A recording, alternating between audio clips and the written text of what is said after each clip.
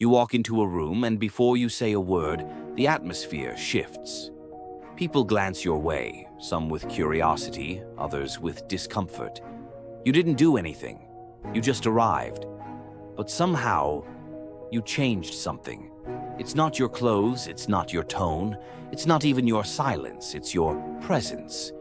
You felt it for years, the sense that you don't quite belong, not because you're broken, but because you see things others overlook.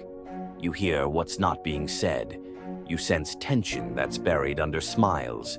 You feel truth hiding beneath rehearsed pleasantries. And while others nod along, you pause, you notice. You ask the uncomfortable questions, not to challenge others, but because you can't live without meaning. People often mistake your depth for moodiness, your quiet for distance, your insight for criticism. But the truth is, your soul just moves in a different rhythm, a rhythm the modern world has forgotten. Philosopher Kierkegaard once said, "The crowd is untruth." What he meant is that truth rarely survives where the masses gather. Because truth is uncomfortable, it demands solitude, it requires reflection, and it asks you to stand alone. And that's what you've done, again and again.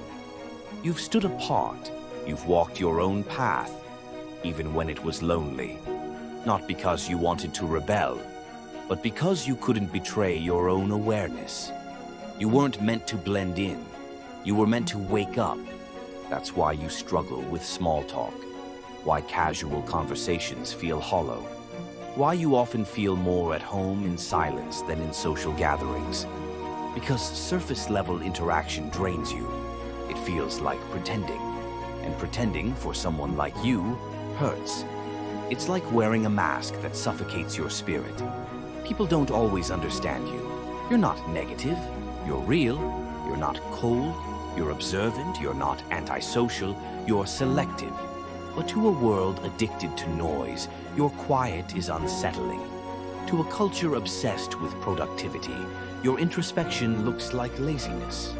To minds seeking comfort, your curiosity is dangerous. Because you don't just ask, "What do I want?" You ask, "What's the purpose of desire?" You don't just seek pleasure. You question the value of pain. You don't just chase success. You wonder if the chase itself is the problem. These aren't questions that win popularity, but they are the questions that build self-knowledge. And self-knowledge, that's the rarest form of power there is. You weren't made to follow the script.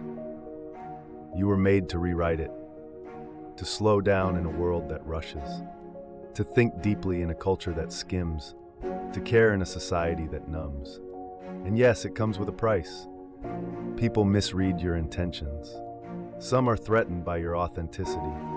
Others disappear when your honesty touches a nerve they weren't ready to feel. It's not that you're too intense. It's that others have learned to dim themselves just to belong.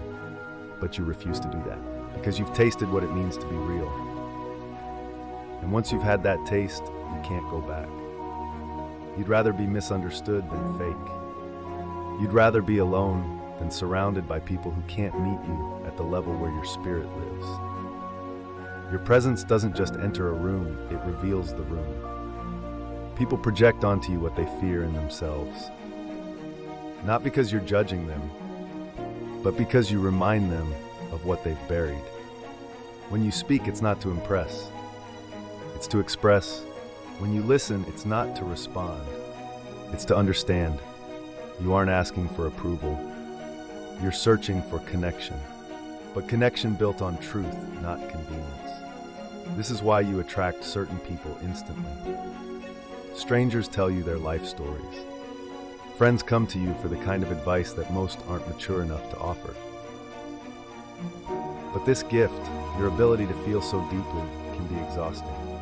Because you carry so much of others, and often they never ask what you need. But you don't need the whole world to get you. You just need a few souls who see the world like you do. And until they come, remember, you're not broken. You're built for something deeper. You're not here to fit into a distracted world.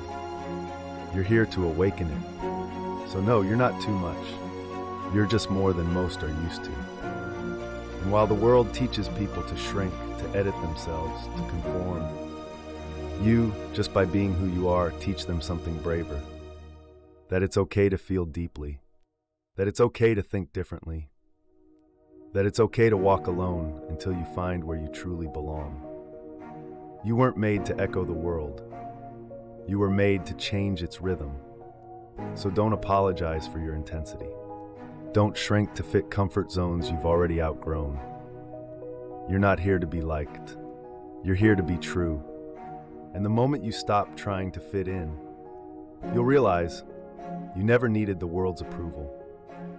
You only needed your own.